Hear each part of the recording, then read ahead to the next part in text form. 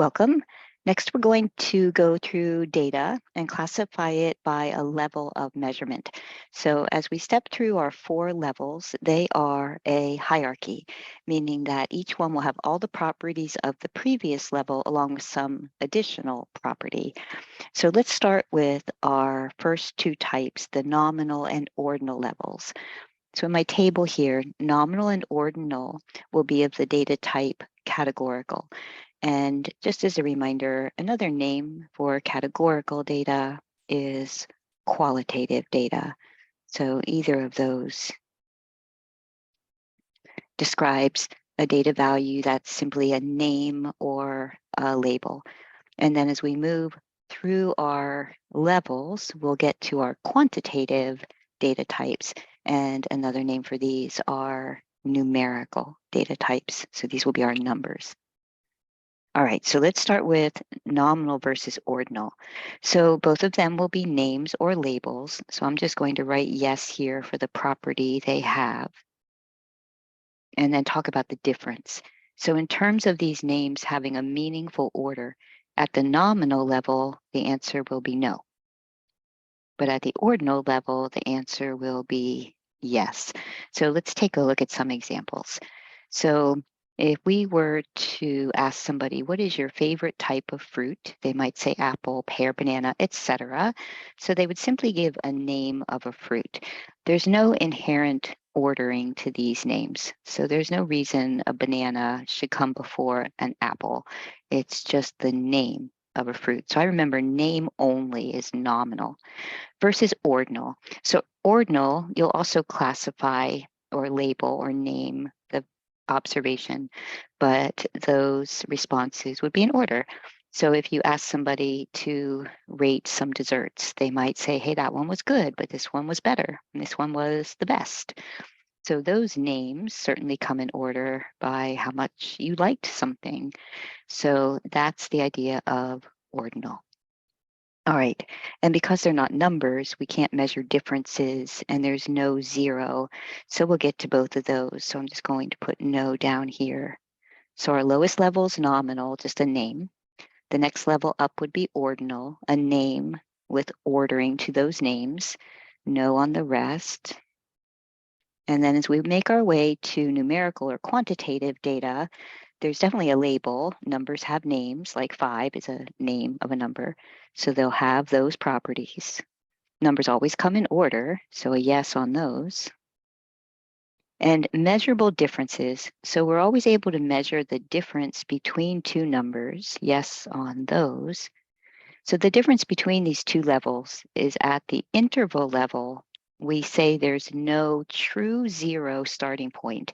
So that phrase true zero is what I need to try to discuss here next. For now, though, I'm just going to make a note in my table that if there's no true zero, that variable's at the interval level. And if there is a true zero, yes, that variable has values that are at the ratio level. So most numbers that we work with will be at the ratio level. They'll have a true zero. And let's see if I can show you the difference. So I'm going to come down to my pictures here for an example of interval scale versus ratio scale. So first, I just want to read my meaning here of what does a true or meaningful zero mean to us?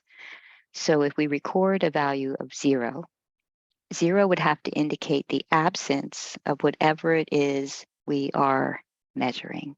So that's called a true 0. So let me show you my ratio example by looking at my speedometer down here. So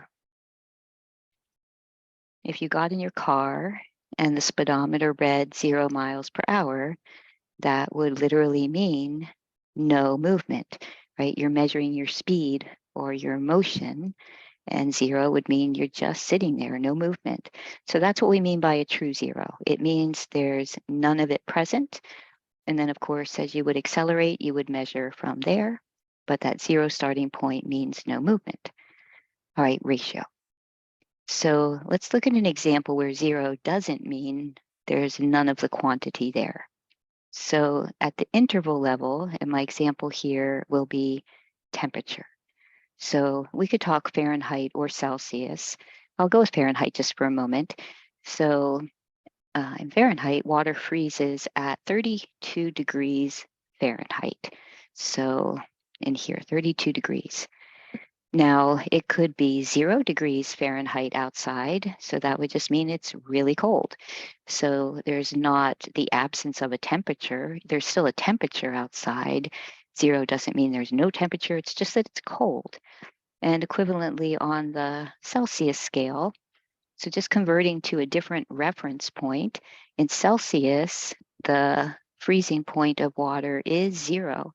So again, it's cold, but 0 doesn't mean there is no temperature. It's just a reference point. So we as humans can talk to each other. So on the news, they can give a temperature and we all understand what it means. So 0 is a reference point, but it doesn't literally mean no temperature. So that's when you have interval scale. Now, I'm not going to be able to give you too many examples of measurements at the interval scale because most of the time 0 does mean it's a true 0. So let's take a look at some examples and hopefully that will help. All right. I'm actually going to start with my second one here. So if you were ordering a t-shirt and the choices were small, medium, large, extra large, so those are names, so it has to be nominal or ordinal. And those sizes come in order of increasing size. So that's ordinal. And I'm going to repeat writing the word. It just helps learn it as well. So that's ordinal, names with an order. Backing up to the first one, if I ask, what's your favorite dog breed? You might say poodle or German shepherd or chow. So you would just be listing names of dog breeds, but they would just be names. No dog breed inherently comes before another one. It's just a name of a breed, so nominal. So again, I just think nominal means name only, no order. And then ordinal means the values have some inherent order to them based on what they're measuring. All right, temperature in Fahrenheit or Celsius. So this will be my example of interval because again, 0 is not a true 0. 0 does not mean none of it is present. It's just a reference point to start talking about temperature. And then speed a car is traveling in miles per hour, there's your true 0. So 0 does mean no motion, and that makes it the variable there at the ratio level. All right, credit score. So if somebody asked you, what's your credit score? And your options were bad, fair, good, or excellent. So names, and those certainly come in order of how good your credit score is. So ordinal. Now, credit score can also be reported as a number. So for example, one scale you might see out there is credit scores range from 300 to 850. So lowest credit score would be 300. That would be not good, having the lowest possible credit score. And then it goes up from there. So it's a number, so it has to be interval or ratio. And in this case, whoever created the scale didn't even include 0 on the scale. So there's definitely not a true 0 because there's no 0 at all. So any scale created with no 0 is at the interval level of measure. All right, next, the number of likes for a video. Well, that's certainly a number, so it has to be interval or ratio. And then you ask yourself, is there a true 0? So would 0 likes mean there are no likes? And that's exactly what that means, right? So 0 likes means there's none, and then it would go up from there, of course. So ratio, because there's a true, they also call it a meaningful 0. It means none present. All right, free online video games. So I looked up free games recently. There's a free Game of Thrones video game. There's a free Pirates of the Caribbean video game. It would just be a list of video games as possible variable observations. So just a list of names, nominal, And then if I recorded temperature as cold, warm, or hot, now it's a name. And those names come in order of increasing temperature, so ordinal. And then you may have heard of a Likert scale. A Likert scale, for example, here is asking your satisfaction rating on a scale of 1 to 5, with 5 being the most satisfied. So in this case, they're numbers 1 through 5. And again, sort of like the credit score, the system does not even have a 0. So 1 being the lowest satisfaction. So again, no 0 present at all makes these quantitative data types at the interval level of measurement. All right, height of a student in inches. So if I was measuring height, it will be a number. And would 0 inches mean no height? And that's exactly what 0 would mean. So you could think of it as taking a tape measure to measure a student's height. And when you place that tape measure on the ground, you would start at a height of 0. And then, of course, pull out your tape measure and measure from there. So when you start, 0 would mean no height present. And then it goes up from there. So that's called a true 0. So that's ratio. And then flower types, rose, carnation, tulip, etc. Just names of flowers. So nominal.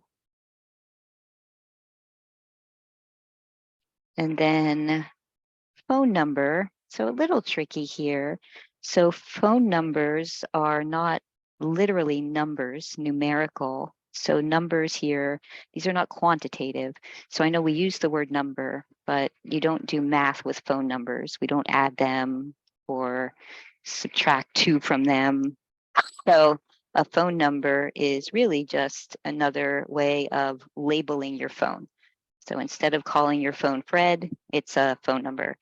So if I listed everybody's phone numbers, it would just be really labels for everybody's phone in the room. And no ordering to them, just names or identifiers for your phone. All right, and then finally, length of a phone call in minutes. So length of a phone call in minutes. So that would be a number. And would 0 minutes mean no length? And that is exactly what it means.